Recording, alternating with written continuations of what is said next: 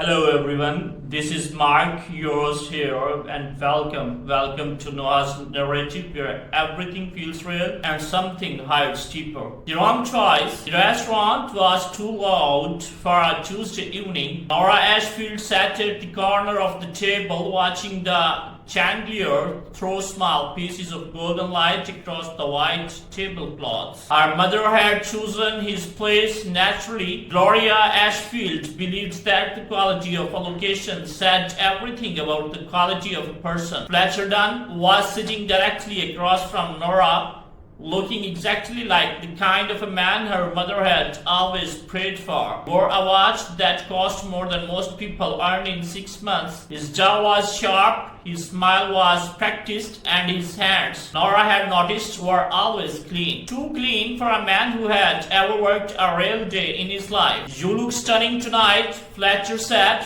reaching across the table. Nora smiled politely. She was good at polite. Her mother leaned in from the side. "He has reserved the whole top floor of the Grand Meridian Hotel for their engagement party." Gloria whispered, "The whole floor, Nora? Do you understand what kind of man does that?" Nora nodded slowly. She understood exactly what kind of man did that. Her eyes drifted toward the restaurant entrance where Caleb Merritt stood near the door, slightly uncertain, holding a small bouquet of yellow daisies wrapped in brown paper. He had gotten the time slightly wrong because Nora had told him 7 and her mother had told everyone else 6:30. He was wearing his good jacket, the dark navy one he kept for occasions, with a small paint smudge near the left cuff that he had clearly tried to remove. He had not removed it fully. Fletcher noticed where her attention went. His expression cooled by a few degrees. "Who is that?" he asked. "A friend," Nora said, and stood before anyone could stop her. She crossed the restaurant while her mother made a quick, desperate sound behind her. She reached Caleb near the entrance and he smiled when he saw her. That slow, unguarded smile that always made something settle inside her chest. "I got the timing wrong, did I?" he said. "A little," she replied. "It does not matter." He held out the daisies. "The florist had roses, but you once said daisies feel more honest." She looked at them for a long moment. No one had ever remembered that about her. She had said it once, in passing, on a bench outside the school where she taught, during a conversation that had lasted maybe 20 minutes. Caleb remembered. She turned around to face her mother's table. Her father, Patrick, was watching her with an expression she could not quite read. Something between grief and quick understanding. Fletcher had leaned back in his chair and was inspecting his watch. Vivian, her best friend, had pressed both hands over her mouth. Nora walked back to the table with the daisies in her hand. "Fletcher," she said clearly, "you are a decent person and I mean that with sincerity, but I cannot do this." The table went very still. Nora, her mother's voice dropped to something sharp and cold. "I have made my choice," Nora continued calmly. "It is not the one you wanted for me. I know that, but it is mine." Fletcher said nothing. He was too composed to make a scene, which Nora had always known about him. He would be furious in private, probably, and perfectly gracious in public. She stepped back toward Caleb, who had heard most of it and was standing very still. "You did not have to do that," he said quickly. "I know," she replied. Outside the restaurant, the night air was cool. Nora held her daisies. Caleb walked beside her with his hands in his pockets, and neither of them spoke for half a block. And the silence between them was the most comfortable thing she had felt all evening.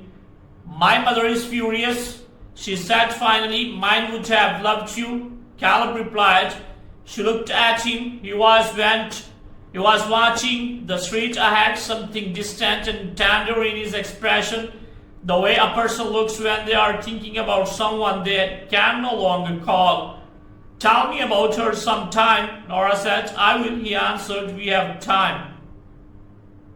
The life they built, the apartment on Drover Lane, was small enough that you could hear the neighbor's television through the left wall, and the pipes singing every morning at 6 with the building woke up.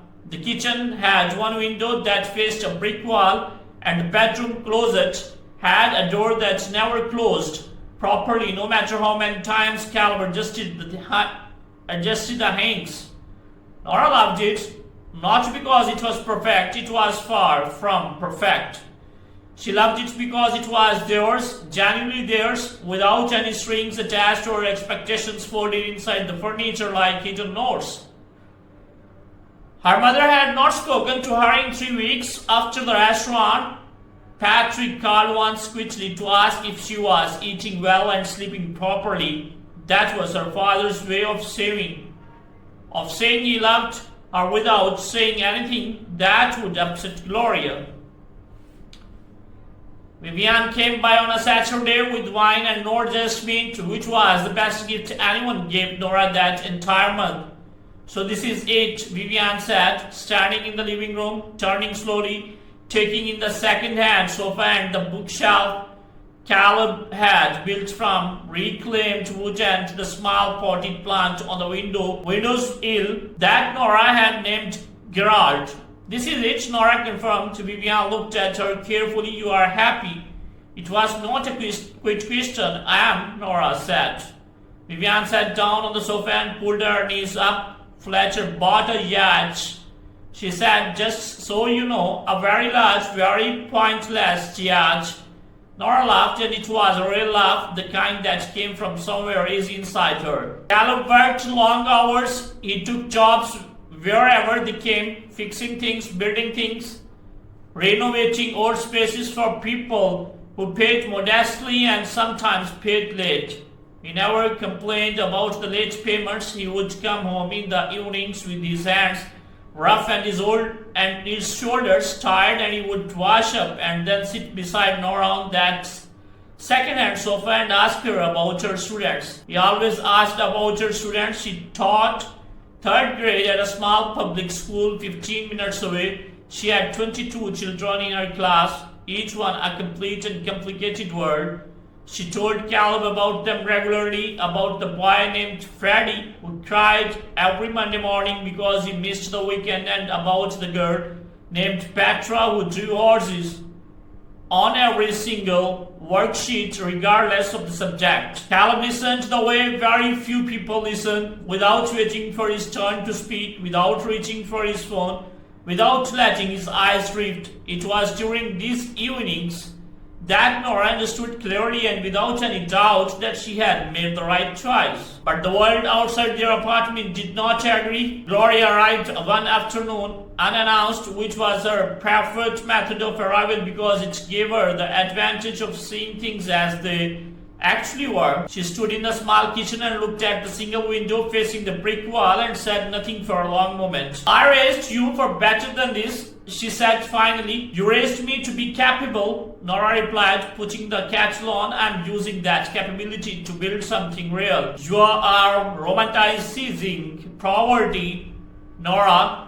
Caleb is not poor in any way. What that matters to me. Gloria set her hand back on the kitchen table with a deliberate sound. He has no prospects, no background, no connections. What happens when something goes wrong? What happens the floor? When happens when the roof needs replacing, or you want to have children, or you get sick? Nora poured the tea without answering immediately. The truth was that she had thought about these things. She was a practical person by nature. She had lain awake some nights doing quick arithmetic in her head and wondering how the numbers would stretch. But then Caleb would reach over in his sleep and rest his hand near hers without even walking fully, just instinctively closing the small distance between them, and the arithmetic seemed like a smaller thing that she had made it. We will figure it out, she told her mother together. Gloria left without finishing her tea. That same week, Fletcher appeared. Not at the apartment, he was too strategic for that. He appeared at the school gate on Wednesday afternoon, leaning against a car that probably cost more than the school's annual supply budget, holding 2 coffees in paper cups. I was in the neighborhood, he said, which was a complete lie because Fletcher done was never simply in anyone's neighborhood. Nora took the coffee because it was cold outside and she was tired. I'm not here to cause trouble, he said. I genuinely only want to know that you are well. I'm well, she said. He looked at her for a long moment. He works with his hands, Fletcher said, not cruelly, almost carefully, as if testing a surface to see if it would hold. He does, Nora agreed, and that is enough for you. He works with his hands and listens with his whole self, and he remembers that I prefer daisies to roses. Nora said, so yes, that is more than enough. Fletcher nodded once slowly. He took his coffee and walked back to his car and drove away, and Nora stood at the school gate for a moment longer, watching the street settle back into its ordinary afternoon. She went home that evening to find Caleb had made dinner, something simple and warm, and he had set the table with a single daisy in a small glass of water. She stood in the doorway looking at it. Bad day, he asked, not looking up from the stove. No, she said, actually no. He turned and looked at her then, and something in his expression shifted.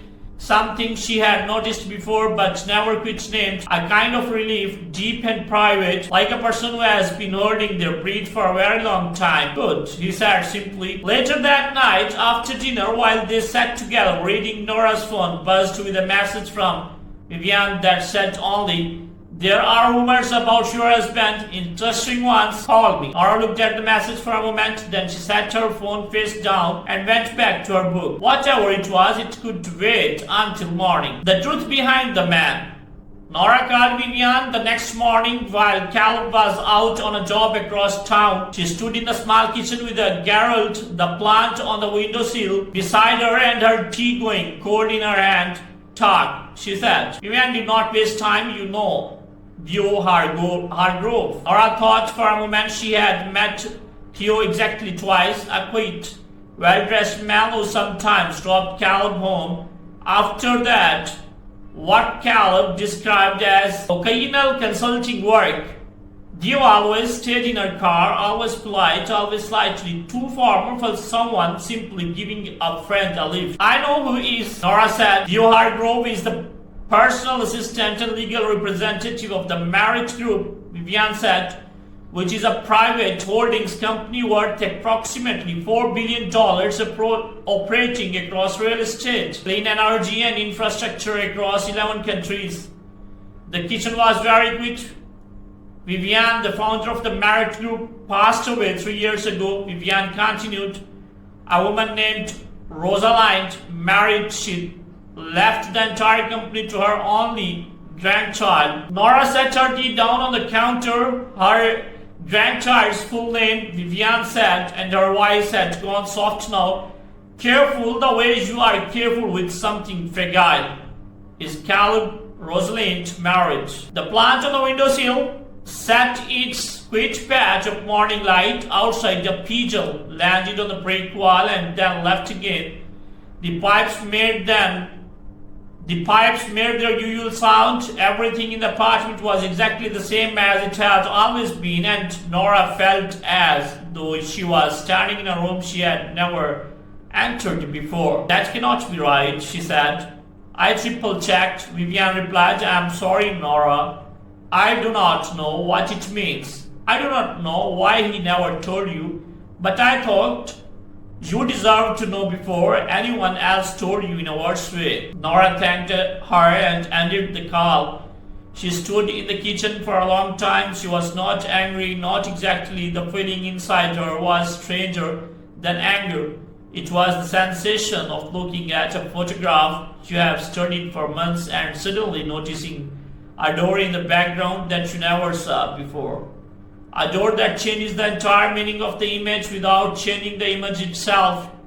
She waited. Caleb came home at 5:30 with paint on his forearm and a bag of groceries. He had bought a good bread, the sort of from the bakery 2 streets over, and a bunch of yellow daisies that he set on the counter without ceremony. The way a person does a thing they have done so many times, it has become a form of breathing. He looked at her face and went still. Nora, he said. Rosalind married, she replied. The grocery bag stayed on the counter between them. Neither of them moved for a long moment. Then Caleb pulled out a chair from the kitchen table and sat down, and something in the way he sat told her this was a conversation he had been preparing for and dreading for a very long time. She was everything, he said quickly. My grandmother, she raised me after my parents were gone. She had built all of it, the company, the properties, everything from nothing, from genuinely nothing. Starting with a single piece of land she inherited in her 30s that everyone told her was worthless. Nora sat down across from him. She always said the problem with wealth is that it changes how people see you before they know you. Caleb continued. She watched it happen to people she loved. Friends who disappeared once money arrived, a husband who became someone different when success came. She told me near the end that the greatest gift she could give me was the chance to be known before I was discovered. Nora was watching him carefully, so when she passed and left everything to me, he said, I made a decision. I would live simply for a time, not forever, just long enough to find out who would choose me without knowing. Just long enough to find something real. And then you found me, Nora said, and then I found you, he confirmed. At that terrible school fundraiser where the coffee was cold and someone had set up the chairs in completely the wrong direction and you are fixing them by yourself and muttering quickly about it. Nora remembered she had not known he was watching. I should have told you before the wedding, he said. I know that there is no argument I can make that fully excuses it. I kept waiting for the right moment and then the right moment kept passing and you had already chosen me plainly, clearly in front of everyone you knew, and I was terrified that if I told you, you would wonder if any of it had been real. Is it real? She asked. I looked at her steadily, every single part of it. She was quiet for a moment. Gerard sat on the windowsill. The pipes hummed outside the window. The brick wall held its usual patient silence. The apartment, she said slowly, is mine. Yes. The building is mine. I did the renovation myself because I wanted to, not because I had to. The jobs, I take them because I loved the work, because my grandmother taught me that a person who cannot choose their hands is only half present in the world. Nora looked at the daisies on the counter, fresh yellow wrapped in brown paper the way they always were, completely ordinary and completely deliberate. You remember that I said about daisies, she said. The very first time I remember everything you say, Caleb replied. She was quiet for a long time. She thought about her mother standing in this kitchen, calling it poverty. She thought about Fletcher and his yacht, and his practiced smile, and his perfectly clean hands. She thought about the feeling she had on the night she walked. She thought about the feeling she had on the night she walked across that restaurant toward a man holding flowers wrapped in brown paper, the feeling of moving toward something true. None of the external facts had changed who Caleb was toward, not a single one. What shifted was something else entirely. She understood now the depth of what he had risked. He had chosen vulnerability over security, chosen to be known as nothing before being known as everything, and in doing so he had given her the rarest possible gift, along with no performance in it. She reached across the table and took his hand. You are going to tell me everything now, she said, all of it from the beginning. Yes, he said. And then she continued, you are going to let me be angry for exactly one evening. The corner of his mouth moved. That is fair. And then tomorrow, she said, we are going to figure out what our actual life looks like together, with no more secrets between us. He held her hand with both of those rough, capable, honest hands, and nodded. Outside the window, the evening was settling gently over the city. Gloria would find out soon, and it would be a whole event. Vivian would want every detail. Patrick would probably cry quickly and pretend he had not. Thatcher would hear eventually and say nothing publicly. and the feel whatever he felt privately, none of that mattered yet. Right now, there was only this kitchen, this table, these two people holding hands in the warm, ordinary light of an evening that looked exactly like every other evening they had shared, and felt for the very first time completely and fully now. Nora squeezed his hand once. Caleb looked at her the way a person looks when they have finally, after a very long time, come home. And that was enough. That was everything. Thank you so much.